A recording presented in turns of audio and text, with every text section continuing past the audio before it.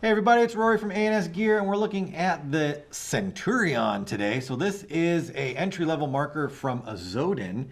Very basic, very simple, very straightforward. This is a great gun to get you out there playing, maybe keep it as a backup, or if you've got friends that like to play and they don't have their own equipment, this is a great gun to just keep around and loan out because it's not something you're really worried about breaking, or if it breaks, having it be broken. So it's just one of those guns. It's great for people getting involved and great to get people involved.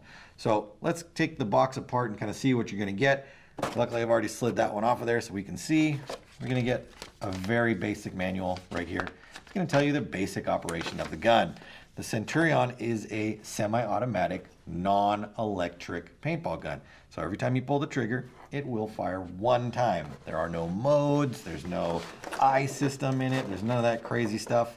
It's just a basic gun. So let's move both of these out of the way.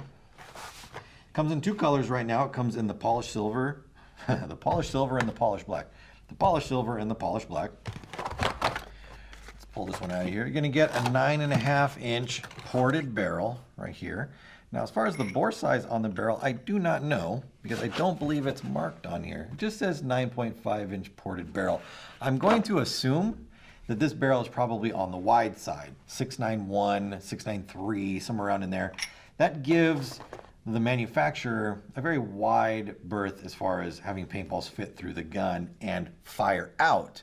Now, it might not give you the best performance or the best accuracy or anything like that because you have a very wide barrel, but at least they're not going to run into balls not fitting through the barrel and then breaking and causing the player to have a bad time. So usually, if something is not marked, it's at least 689 or bigger, typically. I'm not going to say that's always the answer, but that's usually what's going on. I know one exception to that is die. Die doesn't mark their 688 barrels. If it doesn't have a marking on a die barrel, it's 688. Everything else will be marked. But for something like this, this is not a die barrel. It's a basic barrel, so it's probably 90 or higher. Let's look at what else comes in here. We got our barrel sleeve right here. I know there's some stuff floating around in here because, as you can see, there's no feed neck on these guns. So let's see what's hiding in here. Oh yeah, here we go. All right. So we've got a composite feed neck that goes on there. I like that. This is just a screw-in composite feed neck, or screw-on. I shouldn't. Well, it's not even a screw-on.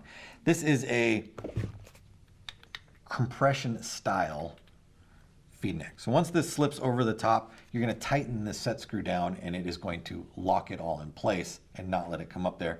And then you put your hopper in the other side and tighten this side down. It's going to lock your hopper onto there. So it doesn't clamp. It doesn't have a lever. It doesn't do anything. So you're just going to tighten it down to get it onto your gun. You get a little parts kit right here. You got some Allen keys, a couple extra O-rings, a new cup seal if your valve starts to leak, a couple new detents, and some screws. But all the basic stuff that you're going to need to keep your marker up and running. As far as features the gun has, we've got an all aluminum body. We've got hard lined, like a steel braided line that is wrapped in like a nylon or a plastic. That's going to keep it from fraying. It's going to keep it from wanting to bend or anything like that. And it just makes a better look to the gun. We've got a composite frame, which keeps the gun nice and lightweight. We've got velocity adjustment through the back right here. This can run on CO2 or compressed air. So if you're running CO2, great, put your CO2 tank on there. If you're running compressed air, you want to make sure that the output of your compressed air bottle is 800 PSI or higher. Standard output pressure of a CO2 tank is about 850. If it gets hot outside, the pressure goes up. If it gets cold, the pressure goes down. That's what makes CO2 a little finicky. Depending on the temperature outside, your velocity is going to change because your pressure changes. Compressed air is a very constant system, but if you're too low, you won't be able to get the proper velocity out of the gun. So make sure your compressed air bottle is a standard output of about 8 to 850 PSI. All right. So quick release bolt, you can just pull the bolt up and slide it out. As with any gun like this one, this would be considered a Spider clone or a Kingman clone. The bolt pin, when it snaps in, you must lock the bolt pin into the striker, which sits down below inside there. And you can see it. See that hole down in there? you need to make sure that this pin, the bottom of it, goes into that hole. If it doesn't, when that part moves back and forth, this will not move with it and the gun will not function properly. So one thing to think about, if you take this out, make sure you put it back together right. If for some reason you take this pin all the way out, make sure when you put it back together that this hole in your bolt faces down. If it faces up, it's not going to work for you. So that's going to go back in there. All right. I actually don't have that lined up right in there because I have taken the bolt out while the spring is under pressure and it has rotated the hole. You can see the hole sitting right there. That hole needs to line perfectly straight up and down in order for this pin to go through it. And while this is under load, the spring inside here is compressed. It wants to rotate and it's turning that little hammer sideways inside there and not letting it come through. So that's something that I will fix in just a minute. You guys don't need to see me do that because it's not going to. Maybe I can get it in like that. Hey, there we go. I got it.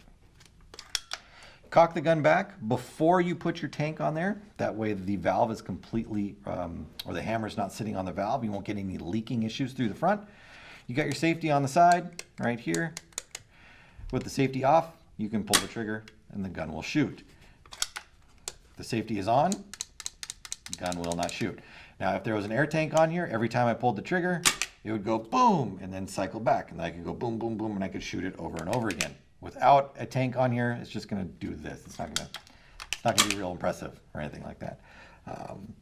But there you go. This is the Centurion. Again, a low-priced entry-level marker to get you out there and playing, get you an extra gun, you got friends that are playing, give you something that you can get other people out and get them involved in the sport. Or if you've got people who are just starting to get into it and they don't really know if they're gonna wanna play for a while, this is a great choice because it's not expensive, gets you out there, gets you having some fun, and then you can move on to something else if it seems like it's something you like. Brand new Centurions from Azodin in silver and black. Get yours today at ansgear.com.